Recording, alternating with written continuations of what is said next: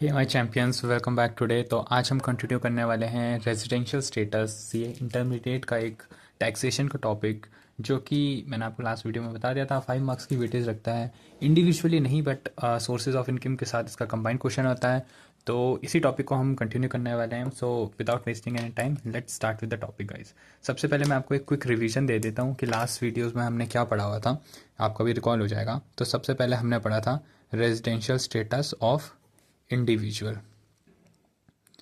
Individual का हम residential status पढ़ रहे हैं। बेसिकली हम इस चैप्टर में पढ़ने वाले हैं रेजिडेंशियल स्टेटस ऑफ एसएससी। मैंने आपको बता दिया था एसएससी कौन होता है, the person whose tax liability is being assessed, मतलब जिसकी टैक्स लाइबिलिटी कैलकुलेट कर रहे होते हैं। तो एसएससी जो होता है, एसएससी एक कंपनी भी हो सकती है, एक फर्म भी हो सकता है, एक एचयूएफ भी हो सकता है, एक इंडिविजुअल भी हो सकता है। ठीक है, तो अभी हम पढ़ने वाले हैं इंडिविजुअल के बारे में। तो हमने लास्ट वीडियो में भी इंडिविजुअल के बारे में ही पढ़ा था। अब रेजिडेंशियल स्टेटस ऑफ इंडिविजुअल हमने पढ़ा था section number 6 clause 1। Last video में शायद मैंने 6 क्लॉज 1A बता दिया था। 1A जो था वो डीम्ड रेजिडेंट का होता है, तो उसको नहीं, ए नहीं, 6(1) को याद रखना आप। ठीक है, तो रेजिडेंशियल स्टेटस ऑफ इंडिविजुअल पढ़ रहे थे हम। तो इसकी दो बेसिक कंडीशन थी। पहली बेसिक कंडीशन थी 182 डेज प्लस 182 और मोर डेज उसका जो है स्टे इन इंडिया होना चाहिए। एंड सेकंड बेसिक कंडीशन थी 60 days and 365 days in 4 PYs। ठीक है, तो ये दो बेसिक कंडीशन थी जो हमने लास्ट वीडियो मतलब हमने पढ़ ली थी रेजिडेंशियल स्टेटस ऑफ इंडिविजुअल के लिए। अभी सेकंड बेसिक कंडीशन की एक एक्सेप्शन थी। इसकी एक्सेप्शन क्या थी कि 3 पर्सन के ऊपर ये सेकंड बेसिक कंडीशन एप्लीकेबल नहीं होती है। फर्स्ट कौन था person? Indian citizen outside India, going outside India for किस पर्पज़ के लिए? जॉब, एम्प्लॉयमेंट के लिए या फिर बिजनेस के लिए। जो अगर इन 3 पर्पज़ के लिए वो बाहर जा रहा है तो उसके ऊपर ये सेकंड बेसिक कंडीशन एप्लीकेबल नहीं होती है। ठीक है, वेयर सेकंड पर्सन कौन था जिसके ऊपर नहीं होती है? Indian citizen going outside India as a crew member of Indian ship. Okay guys, ये था। और एक थर्ड पर्सन था जिसके ऊपर नहीं लगती है, इंडियन सिटीजन या person of Indian origin, person of PIO, person of Indian origin. जो पर्सन ऑफ इंडियन, मैंने आपको बता दिया था पर्सन ऑफ इंडियन ओरिजिन क्या होता है? Visit in India. अगर पर्सन ऑफ इंडियन ओरिजिन या इंडियन सिटीजन जो है वो क्या आ रहा है, एक विजिट के लिए आ रहा है इंडिया पे, तो इनके ऊपर क्या होती थी? ये सेकंड बेसिक कंडीशन एप्लीकेबल नहीं होती थी। हाउएवर एक हमने एक इसमें एक्सेप्शन पढ़ी थी कि जो ये थर्ड वाला पर्सन होता है, ये थर्ड वाला पर्सन कि अगर टोटल इनकम फ्रॉम इंडिया जो है वो एक्सीड कर जाती है 15 लाख, तो उसके ऊपर एक एडिशनल कंडीशन एप्लीकेबल हो जाती है। वो क्या होती है? 120 days plus 365 days in 4 PYs। तो इसके ऊपर कौन सी लगती है? एक 182 डेज वाली कंडीशन लगती है, और ये वाली कंडीशन एप्लीकेबल हो जाती है इंडियन सिटीजन और PIO पे, अगर उसकी टोटल इनकम इंडिया से एक्सीडिंग 15 लाख है। इक्वल्स टू 15 लाख नहीं है गाइस, इस चीज़ को ध्यान रखना, बच्चे इसमें गलती कर देते हैं। इक्वल्स टू 15 लाख नहीं है, 15 लाख से ज़्यादा होगी तब जाकर के उसके ऊपर ये वाली कंडीशन एप्लीकेबल होगी। नेक्स्ट हमने इस चीज़ में लास्ट वीडियो में एक और चीज़ पढ़ी थी, ROR एंड RNOR। तो ऑर्डिनरी रेजिडेंट और resident but not ordinary resident, इसके लिए क्या होता था? बेसिकली इन दोनों के चेक करने के लिए एक एडिशनल कंडीशन हमने पढ़ी थी। एडिशनल कंडीशन में AC लिख रहा हूँ इसको, एडिशनल कंडीशन। और वो पहली कंडीशन क्या थी?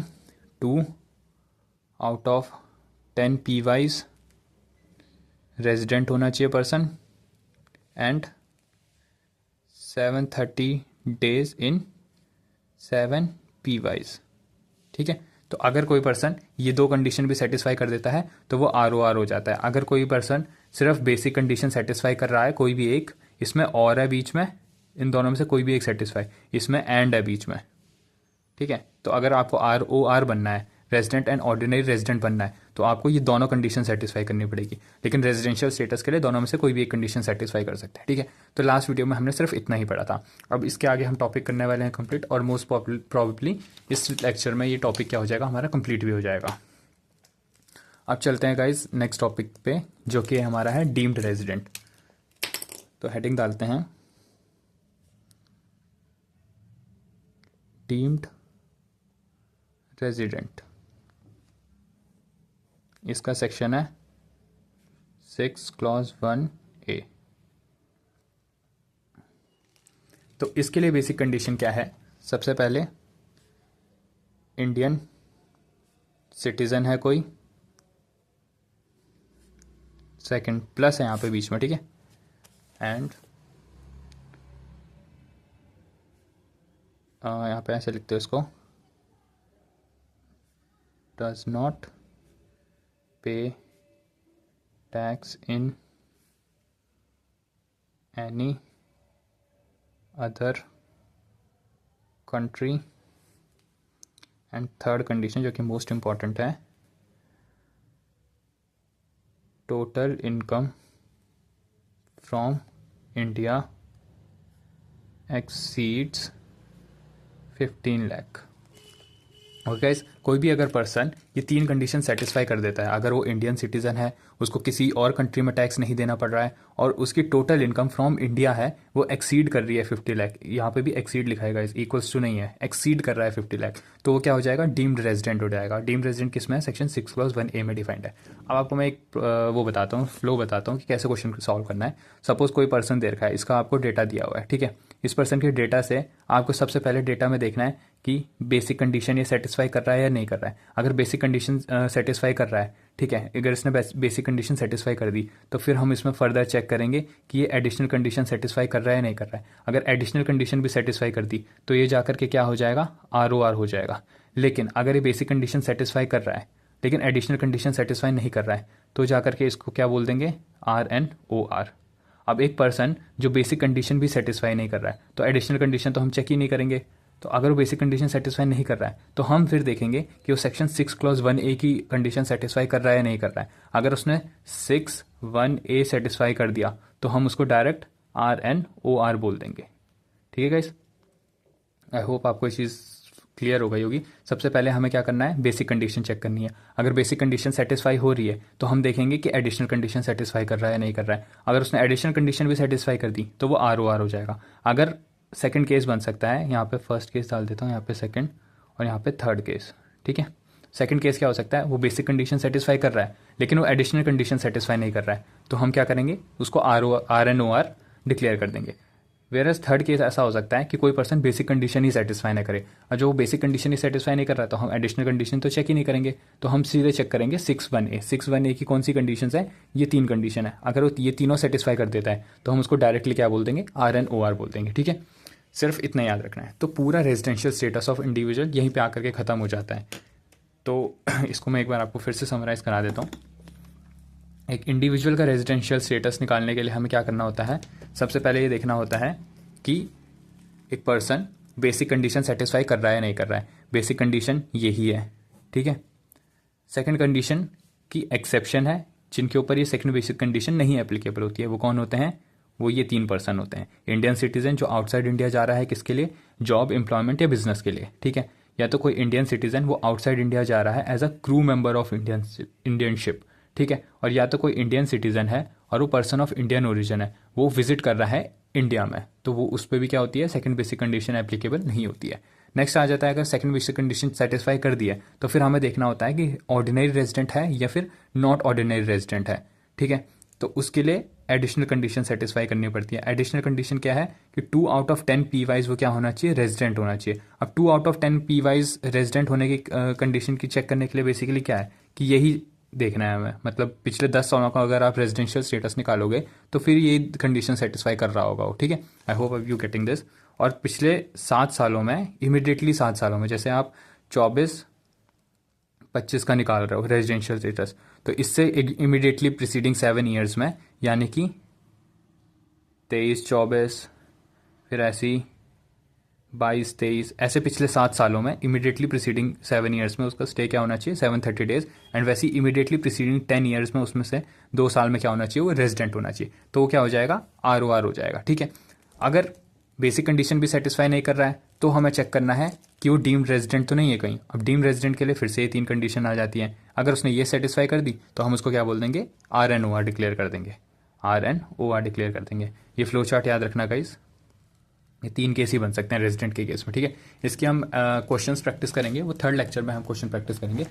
उसके बाद मैं आपको बता देता हूँ, इसमें आपको थोड़ा बहुत मैं टॉपिक पहले एक्सप्लेन कर देता हूँ कि अब हम क्या क्या पढ़ने वाले हैं, तो आपको एक तरीके से फ्लो समझ आ जाएगा। यस, सो हम निकालने वाले हैं रेजिडेंशियल स्टेटस ऑफ पर्सन, ठीक है।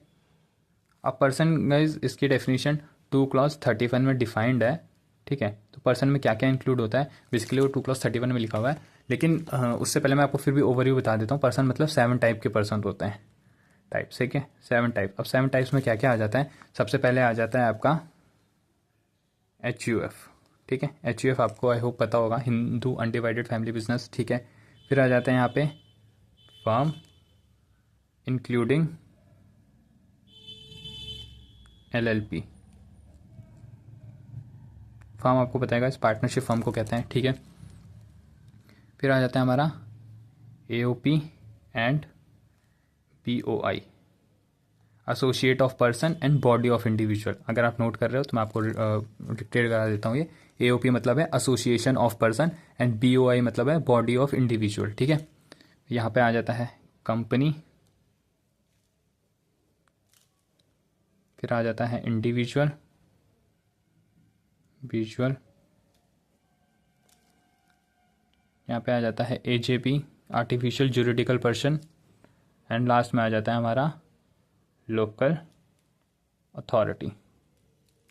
तो यही 7 टाइप के हैं जिनके बारे में हमें क्या पढ़ना है, इनका रेजिडेंशियल स्टेटस पढ़ना है। HUF आई होप आपको पता होगा, HUF का रेजिडेंशियल स्टेटस ये कैसे निकालना है वो हम करेंगे अभी।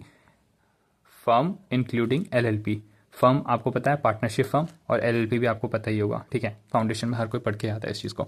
AOP एंड BOI, इसका मैं आपको थोड़ा बहुत ओवरव्यू दे देता हूँ। AOP बेसिकली इसको मैं थोड़ा बता देता हूँ।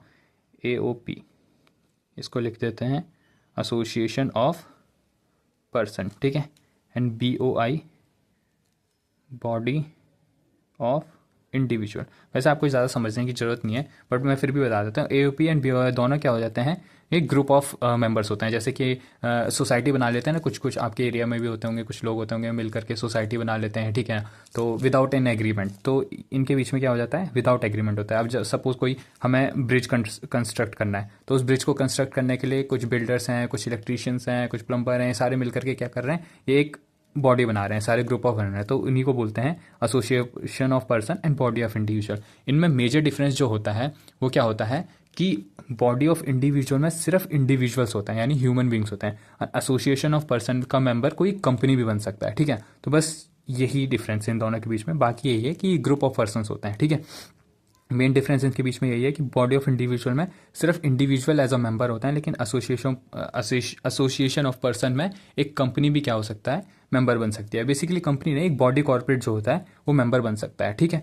AOP एंड BOI ये होता है। कंपनी आपको पता ही है, ठीक है। कंपनी का रेजिडेंशियल स्टेटस कैसे निकालना है वही पढ़ेंगे। इंडिविजुअल अभी हमने पढ़ा, इसका रेजिडेंशियल स्टेटस निकालना हमें आता ही है। AJP बेसिकली बात करता है artificial juridical person. AJP basically court कह सकते हो आप, आर्टिफिशियल ज्यूरिडिकल पर्सन है ना। इसमें कह सकते हैं हम, जैसे आर्टिफिशियल ज्यूरिडिकल पर्सन जैसे हो गया भगवान राम, ठीक है। तो ये आर्टिफिशियल ज्यूरिडिकल पर्सन होता है, तो डेटीज़ बोल सकते हैं इसमें। AJP में क्या आता है, डेटीज़ आता है, ठीक है। लिख देता हूँ DI डेटी, जैसे कि भगवान राम, लॉर्ड राम लिख सकते हैं इसको, ठीक है, लॉर्ड राम। तो ये AJP का पार्ट है। एक लोकल अथॉरिटी आपको समझ ही आता होगा, जैसे जैसे दिल्ली की है म्यूनिसिपल, जो भी है लोकल अथॉरिटी, जो म्यूनिसिपल कॉर्पोरेशन ऑफ दिल्ली है वो एक लोकल अथॉरिटी है, लोअर लेवल पे काम करती है, तो वही लोकल अथॉरिटी उसमें आ जाता है, ठीक है। अब हम सबसे पहले पढ़ने वाले हैं रेजिडेंशियल स्टेटस ऑफ HUF, ठीक है। इंडिविजुअल हम कंप्लीट कर चुके हैं, अब हमें ये पढ़ना है। बेसिकली इन सब में ज़्यादा कुछ टिपिकल नहीं है, बहुत ईजी है, ये अभी 10 मिनट में कंप्लीट हो जाएगा। इसके तो हेडिंग लिखते हैं रेजिडेंशियल स्टेटस ऑफ HUF। तो रेजिडेंशियल स्टेटस ऑफ HUF निकालने के लिए सबसे पहले हमें पता है क्या होना चाहिए, मैं आपको बता देता हूँ। जैसे मैं एक एग्जांपल के थ्रू करता हूँ, जैसे यहाँ पे है, ये है एक आंचल HUF, ठीक है, और यहाँ पे है ये आंचल। लास्ट क्वेश्चन की जो करेक्टर थे मैं उसी का एग्जांपल ले रहा हूँ, तो इसको हाईलाइट कर देते हैं।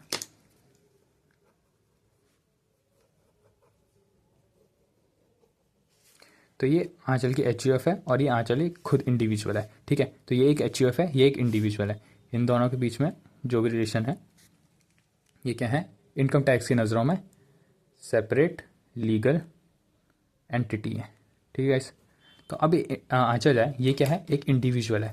तो इसका रेजिडेंशियल स्टेटस कैसे निकलेगा, सेक्शन 6 क्लॉज 1 के अकॉर्डिंग निकलेगा, या फिर 6 क्लॉज 1A के अकॉर्डिंग निकलेगा, जो है डीम्ड रेजिडेंट के अकॉर्डिंग, है ना।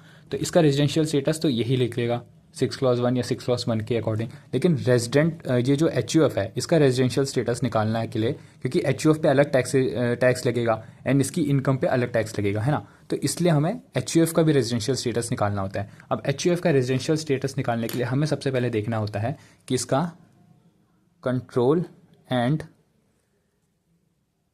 मैनेजमेंट किधर है। अगर इंडिया में है तो रेजिडेंट है, अगर आउटसाइड इंडिया है तो नॉन रेजिडेंट है, ठीक है। कंट्रोल एंड मैनेजमेंट, अभी कंट्रोल एंड मैनेजमेंट क्या इसको हाईलाइट करके लिखना कि या तो होली और पार्टली, यानी एक एच को जो कंट्रोल कर रहे हैं, एच का कंट्रोल एंड मैनेजमेंट, कि बेसिकली जो एच को कंट्रोल कर रहे हैं कि एच के लिए पॉलिसी डिसीजंस जो हैं, जो मेजर पॉलिसीज़ हैं, वो सब कहाँ फ्रेम हो रही हैं। अगर पूरा कंट्रोल एंड मैनेजमेंट इंडिया से बाहर है तो क्या है, आउटसाइड इंडिया है, तो वो क्या है, नॉन रेजिडेंट है। लेकिन अगर पार्टली डिसीजंस भी जो हैं वो इंडिया में लिए जा रहे हैं तो उसको हम क्या कर लेंगे, रेजिडेंट बोल लेंगे। तो जो अगर एच है, एच के होली या पार्टली कोई भी डिसीजंस, पॉलिसी डिसीजंस जो हैं वो अगर इंडिया में लिए जा रहे हैं तो हम क्या कर देंगे, उसको डिक्लेयर कर देंगे, रेजिडेंट डिक्लेयर कर देंगे। इसका रेजिडेंशियल स्टेटस सिर्फ इतना ही है गाइस कि कंट्रोल एंड मैनेजमेंट देखना है कि कंट्रोल एंड मैनेजमेंट अगर इंडिया में है तो वो रेजिडेंट है, अगर वो आउटसाइड इंडिया है तो फिर वो है नॉन रेजिडेंट। अब इसमें एक क्वेश्चंस की वैरायटी आती है गाइज, वो क्या आती है मैं उसको अलग से लिख देता हूँ। जैसे अगर कंट्रोल एंड मैनेजमेंट जो है ये अगर क्वेश्चन स्पेसिफाई कर दे, क्वेश्चन स्पेसिफाई कर दे कि कहाँ है, तब तो हम उसके अकॉर्डिंग डिसाइड कर लेंगे। लेकिन अगर साइलेंट केस है कि कंट्रोल एंड मैनेजमेंट पता ही नहीं है कि हमारा कहाँ है, तो हम इसको किसके बेस पे देखते हैं, कर्ता के बेस पे देखते हैं। मैंने आपको बताया ना दैट जो एच है, एच का आपको पता होगा बेसिकली कि एच को जो लीड करता है, जो एच में पॉलिसी डिसीजंस लेता है, वो कौन करता है, एक कर्ता करता है। तो इस केस में आंचल एच में कर्ता कौन है, आंचल होगी, ठीक है ना। तो एक कर्ता, तो इस कर्ता के बेस पे देखते हैं अब रेजिडेंशियल स्टेटस। अब कर्ता का ये नहीं देखते कि कर्ता का स्टे कहाँ है, हम कर्ता का देखते हैं कि इसने पॉलिसी डिसीजंस कहाँ लिए हैं, पॉलिसी डिसीजंस कहाँ लिए हैं। अगर इसने पॉलिसी डिसीजंस इंडिया में लिए हैं, ठीक है, जो मेजर या फिर पार्टली या फुली डिसीजंस जो है वो इंडिया में ली हैं, तो इसको क्या बोल देंगे, रेजिडेंट बोल देंगे। इस एच को क्या बोल देंगे, रेजिडेंट बोल देंगे। लेकिन अगर उसने साइलेंट केस में, हमें क्या है कि कंट्रोल एंड मैनेजमेंट स्पेसिफाई नहीं किया है, साइलेंट केस है, तो हम देखेंगे कर्ता का, और कर्ता के अगर पॉलिसी डिसीजंस इंडिया में है तो वो क्या हो जाएगा, रेजिडेंट हो जाएगा। अगर क्वेश्चन स्पेसिफाई कर देता है फिर तो हम उसके अकॉर्डिंग देख लेंगे, है ना। तो यही चीज़ थी इसमें। अब एच के केस में भी क्या हो जाता है गाइज, ROR एंड RNOR वाला केस आ जाता है कि एच भी जो हो सकता है वो ROR एंड RNOR हो सकता है। तो ROR और RNOR करने के लिए बेसिकली इसको डिसाइड करने के लिए क्या होता है कि हमें कर्ता को देखना पड़ता है। अगर कर्ता जो है वो ROR है तो एच भी क्या हो जाएगी, ROR हो जाएगी, ठीक है। अगर कर्ता RNOR है तो एच भी क्या हो जाएगी, RNOR हो जाएगी, ठीक है ना। तो हमें ये देखना है कि पहले तो एच का इंडिविजुअल हमें देखना है कि रेजिडेंशियल स्टेटस निकाल के कि वो रेजिडेंट है या नॉन रेजिडेंट है, वो किस बेस पे होगा, कंट्रोल एंड मैनेजमेंट के बेस पे होगा। फिर हमें अगर ये रेजिडेंट डिक्लेयर हो गया, फिर हमें देखना है कि जो इसका कर्ता है वो कर्ता ROR है या नहीं है। अगर वो ROR है तो फिर एच को भी हम क्या डिक्लेयर कर देंगे, ROR डिक्लेयर कर देंगे। ये ROR एंड RNOR जो वाला कॉन्सेप्ट है कि ऑर्डिनरी रेजिडेंट, ठीक है ना, ordinary resident and not ordinary resident वाला कॉन्सेप्ट जो है वो सिर्फ किसके केस में है, एच एंड इंडिविजुअल के केस में ही है गाइज। और बाकी जो भी मैंने आपको पर्सन पढ़ा है, AJP हो गया, AOP BOI हो गया, कंपनी फर्म, ये सब के केस में नहीं है। सिर्फ ऑर्डिनरी एंड नॉट ऑर्डिनरी जो आता है, नॉट ऑर्डिनरी वाला जो कॉन्सेप्ट है वो सिर्फ इन दोनों के केस में ही है, एच और इंडिविजुअल के केस में ही है, ठीक है। तो इंडिविजुअल को तो आपको पता ही है एडिशनल कंडीशन सेटिस्फाई करनी पड़ती है। लेकिन एच के केस में क्या होता है कि अगर जो कर्ता है, कर्ता ROR डिक्लेयर हो गया तो फिर एच भी क्या हो जाएगी, ROR डिक्लेयर कर देंगे उसको, ठीक है। बस HUF का रेजिडेंशियल स्टेटस इतना ही था गाइस। इन सब का क्या है, कॉमन है, एक तरीके एक ही कंडीशन से सर्टिफाई करने पड़ता है इन सबको, तो इस चक्कर में हम क्या करते हैं इसको साथ में पढ़ लेते हैं, ठीक है। तो ये सेक्शन नंबर 6 क्लॉज 2 में डिफाइंड है। सिमिलरली जो HUF है, HUF वो भी 6 क्लॉज 2 में ही डिफाइंड है, मतलब उसका रेजिडेंशियल स्टेटस उसी में है, क्योंकि कंडीशन बेसिकली सेम ही है दोनों की। वो तो क्या है कि HUF में ROR एंड RNOR का एक एडिशनल कॉन्सेप्ट होता है, इसलिए मैंने आपको सेपरेटली पढ़ाया, नहीं तो HUF को भी इसी के साथ पढ़ सकते हैं, एक ही कंडीशन है दोनों की, ठीक है। तो इनका रेजिडेंशियल स्टेटस निकालने के लिए हमें सबसे पहले देखना पड़ता है इनका कंट्रोल एंड मैनेजमेंट किधर है। अगर कंट्रोल एंड मैनेजमेंट होली और पार्टली इन इंडिया है, और अगर होली आउटसाइड इंडिया है, ठीक है। ये देखना पड़ता है कंट्रोल एंड मैनेजमेंट क्या है। अगर इंडिया इन इंडिया है तो ये क्या हो जाएगा, रेजिडेंट हो जाएगा, ठीक है। अगर होली आउटसाइड इंडिया है तो ये क्या हो जाएगा, नॉन रेजिडेंट हो जाएगा, ठीक है। Control and management